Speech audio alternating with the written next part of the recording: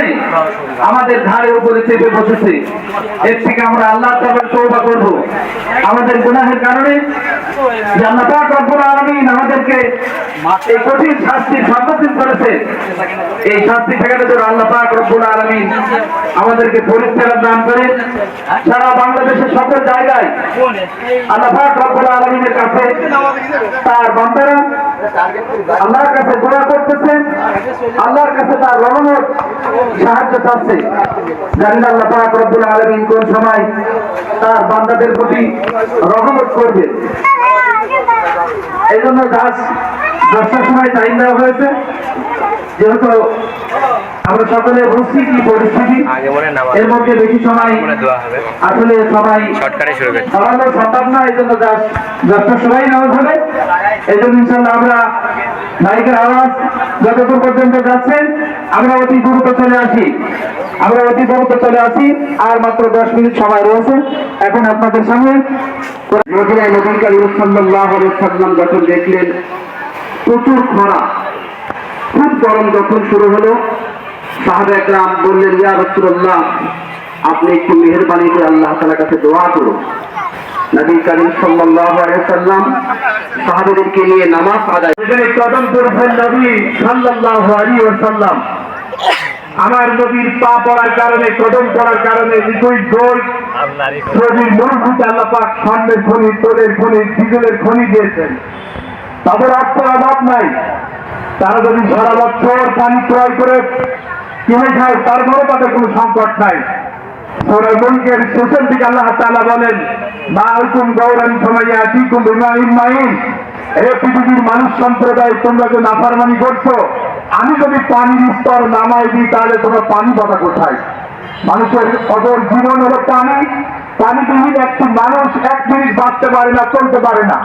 আর কি পানির প্রয়োজন নাই, এটা সংকট।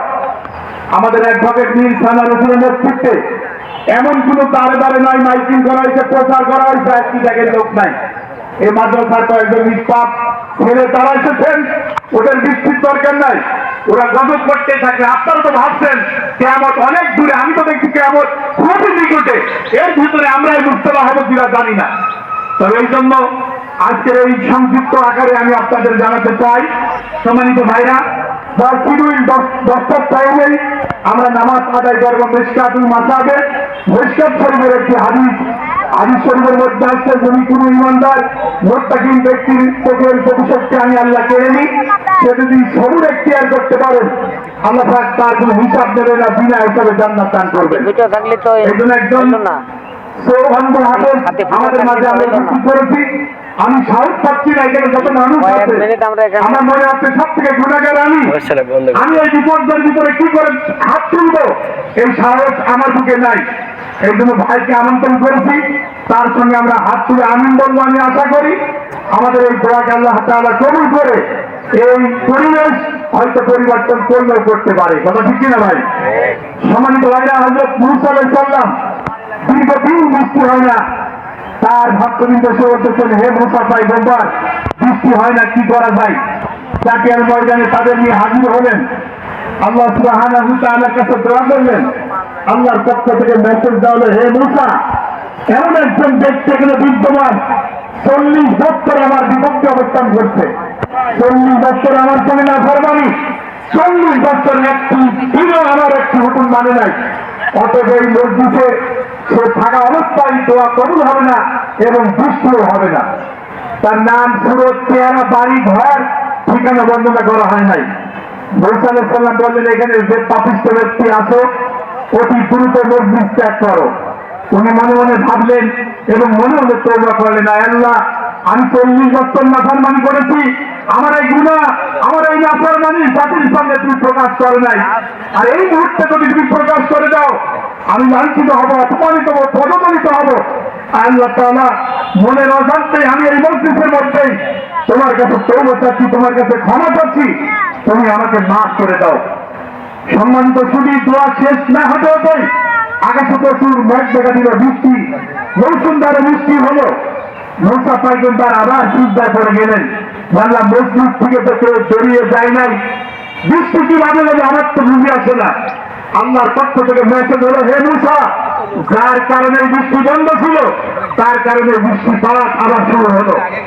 এই হাদিস থেকে প্রতীয়মান হয় আল্লাহ তাআলা বলেন, ইল্লা মান তাবা ওয়া আমিলা আমালান সালিহা।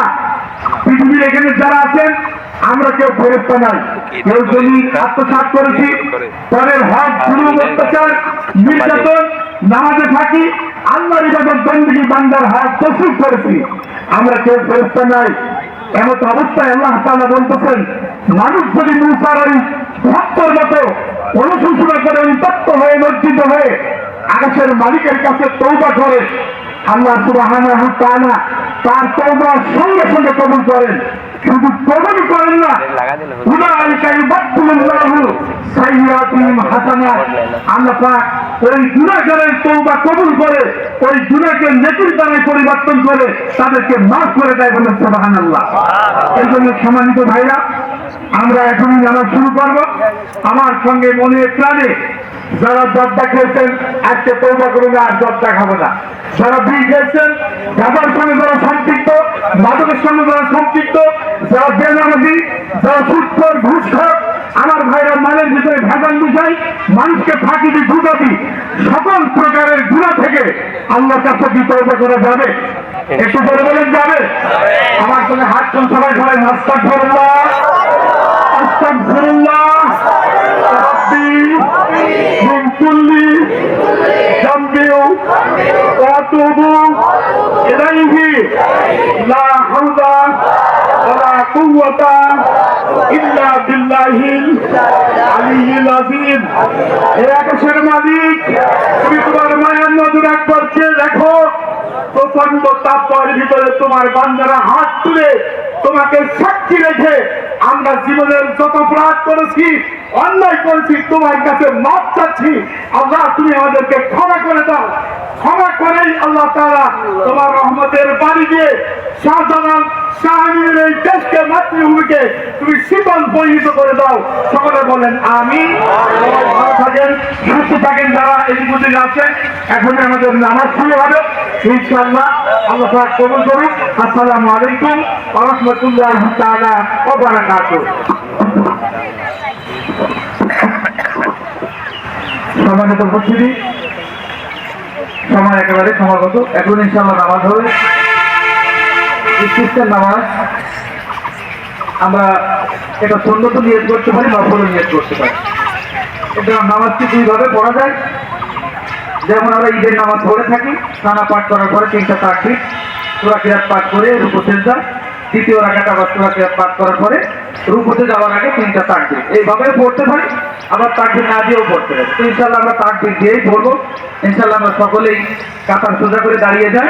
আর নামাজ শেষ হওয়ার পরে খুতবা হবে, খুতবার পরে হচ্ছে দোয়া হবে। কি হবে ভাই? দোয়া হবে। ইনশাআল্লাহ খুতবা এবং দোয়া শেষ করে আমরা ময়দান থেকে ফিরবো। জি, আজকের নামাজের ইমামতি করছেন ইস্তিসকার নামাজের আমাদের তৌহিদি জনগণ বিভাগ প্রতিষ্ঠান নুরানি হাফেজি মাদ্রাসা।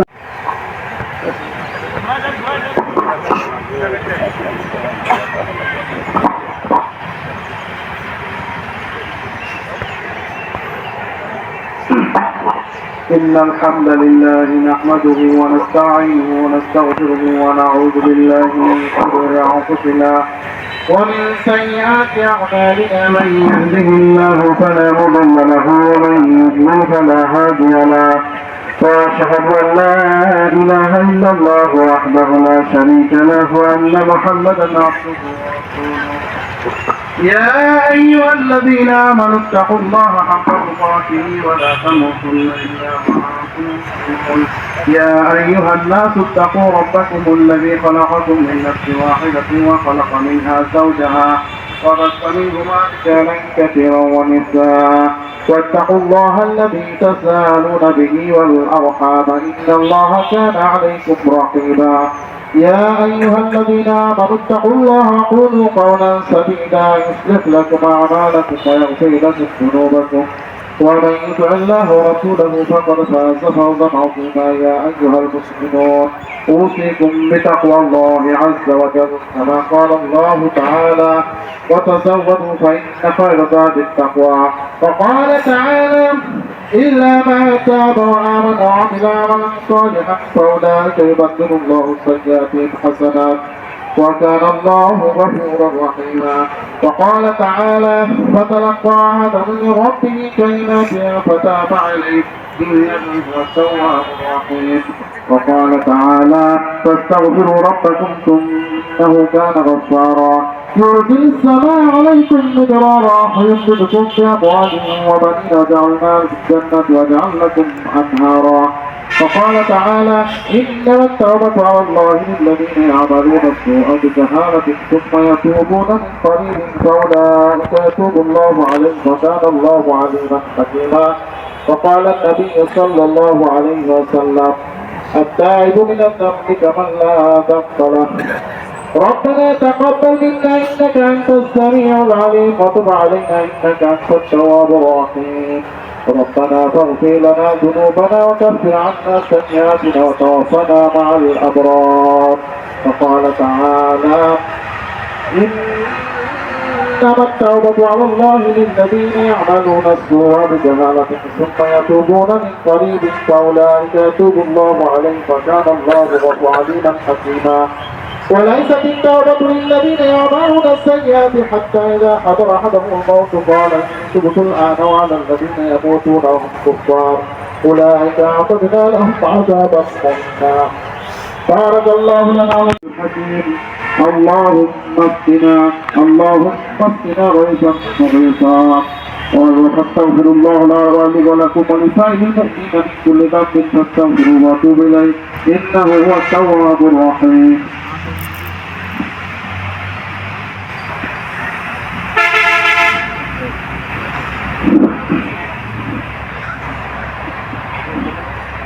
إن الحمد لله نحمده ونستعينه ونستغفره ونعوذ بالله من شرور أنفسنا ومن سيئات أعمالنا.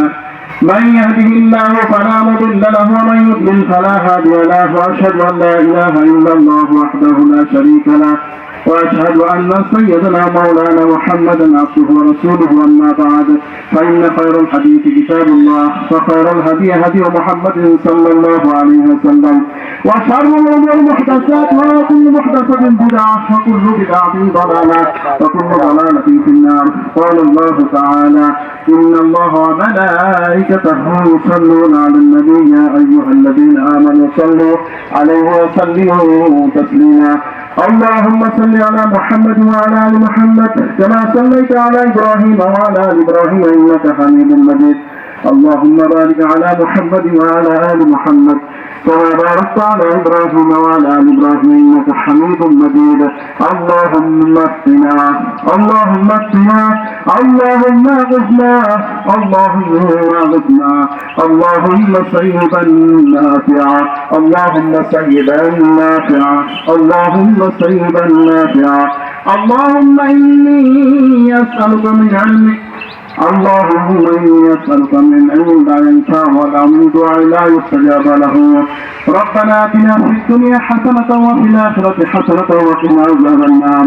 ربنا ظلمنا أنفسنا وإن لم تغفر لنا وترحمنا لنكونن من الخاسرين.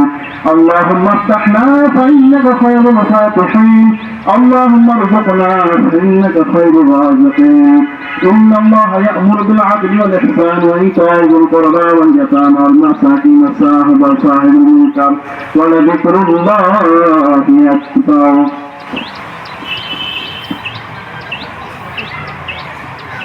ইনশাআল্লাহ কথা শেষ। এখন হাতলটা এরকম ভাবে চলে বুঝতে পারবে। ইনশাআল্লাহ আমরা সবাই একবার আস্তাগফিরুল্লাহ একবার করি। আস্তাগফিরুল্লাহ আস্তাগফিরুল্লাহ আস্তাগফিরুল্লাহ আস্তাগফিরুল্লাহ রাব্বি من كل ذنب وأتوب إليه. لا حول ولا قوة إلا بالله العظيم العظيم.